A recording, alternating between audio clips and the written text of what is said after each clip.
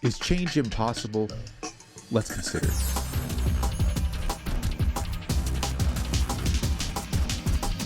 Hello, philosophers. I'm Chico. Welcome to the Philosopher's Show, where we consider the greatest questions of human history. Parmenides was a philosopher from Elea about 5th century BC, and he believed some pretty crazy things.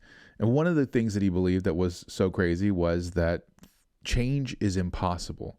And when I say that, I don't mean that he believed that, things change, but really they stay the same or anything like that. I mean, he believed that it is impossible for there to be any kind of change whatsoever. One thing cannot become another thing, no matter how much it seems like it can. Why did he say that? Well, he had an interesting paradox that he thought proved that change was impossible. Assume something can't come from nothing. If a cheeseburger all of a sudden just showed up in front of you, what would you say?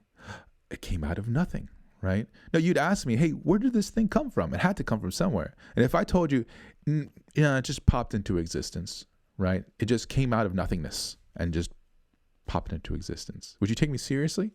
No, that would be bizarre, right? There's no way you would believe that. Some people do argue that there are certain things like virtual particles that come out of nothing. But just so you know, when they say they come out of nothing, what they really mean is they come out of the quantum vacuum, and the quantum vacuum is a sea of energy. So that's not nothing, that is a sea of energy. So that's not what I mean when I say coming out of nothing. Something can't come out of nothing means can't come out of no thing, right? Nothing in the sense of not anything. So that seems pretty plausible. Now, consider a change. I'm a brown man, and there's no red in my skin at all. But I could go out in the sun, and I could stay out there too long and forget to apply or reapply sunscreen, and all of a sudden I get a sunburn and my skin turns red. Now think about how weird that is. Brown did exist before, but now it does not exist anymore, and now red exists. How's that possible? How is it possible for brown to just cease to exist and red to all of a sudden exist? And I don't mean by that, how is it biologically possible? I mean, we said that something can't come from nothing, and it sounds like red is coming from nothing, right? Red did not exist, and all of a sudden now it does exist. Seems to fly right in the face of the principle that we just said was so plausible. So Parmenides gives this paradox. Something can't come from nothing, but change is the bringing about of something from nothing. So therefore, change must be impossible. Now, I know that sounds wild, right? That sounds totally radical. And if you're sitting there thinking like, I don't get it. Like, what exactly does it mean by that? That's because you're not taking it as radical as it is. He literally means that it's impossible for anything at all to change. That's how wild this doctrine is, right?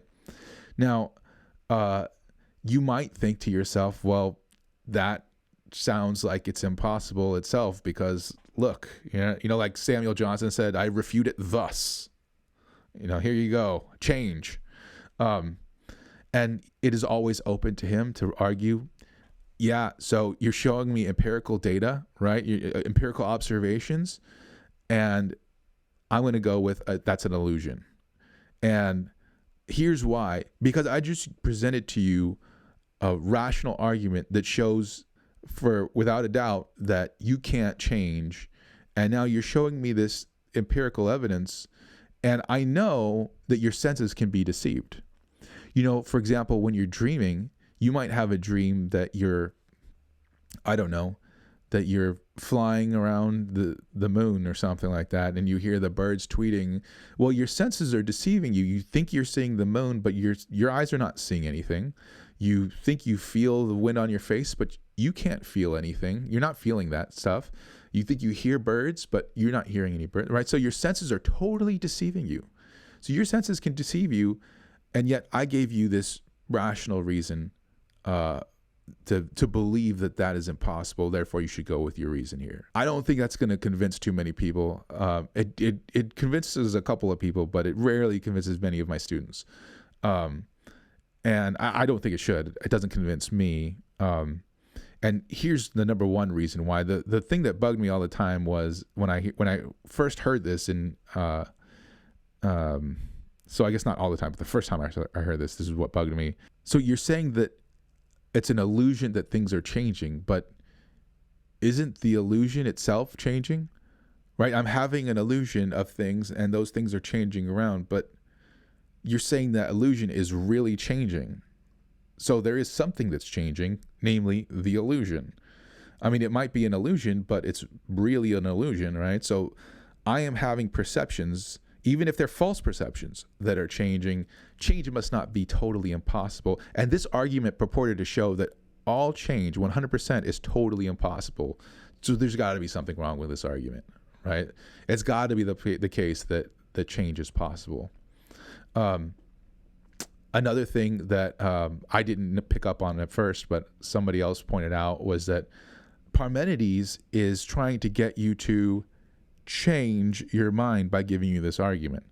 In other words, like, he's assuming that change is possible by presenting an argument and hoping that you will change what you believe once you hear the argument. So for those reasons, it seems like there must be something wrong with Parmenides' argument, but they don't really show what is wrong with Parmenides' argument.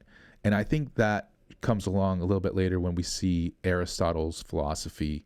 And Aristotle talks a little bit about change. So first of all, when we think about the model of change that's been presented to us so far, it's something like this. Brown existed, then brown ceased to exist, and red existed. But is that change? No, that's just something existing and then going away and then something new replacing it, right? That's not what happens with change. Aristotle points out change requires some kind of substratum, right? Something that is changed. So in the case of the sunburn, it's my skin. My skin changes from brown to red. So it's not like brown is changing into red, but my skin is changing from brown to red. And the second and huge point for Aristotle is that substratum must have within it the potential for that change in order for it to be actualized. So it must be the case that my skin had the potential to be red, right? My skin changed from brown to red. Could it have changed from brown to silver? Could it change from brown to neon green? No, right? It doesn't have that potential, but it does have the potential to turn red. So a thing, in order to change, has to have the potential for that change, and that potential has to be actualized in order for the change to actually occur. And that leads Aristotle to his big conclusion: change is the actualization of a potential. And it may not sound super sexy when you hear it like that, but he actually gets a lot of mileage out of that, and a lot of good philosophy comes from it.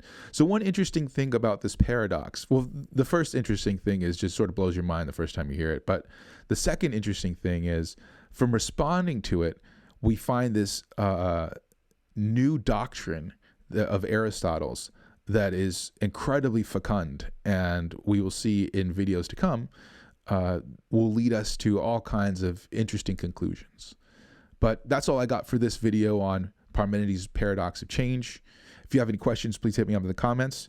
As I always say, the best philosophy happens in dialogue, so tell me what you think about it. And please don't forget to like and subscribe, and I'll see you in the next video. Adios.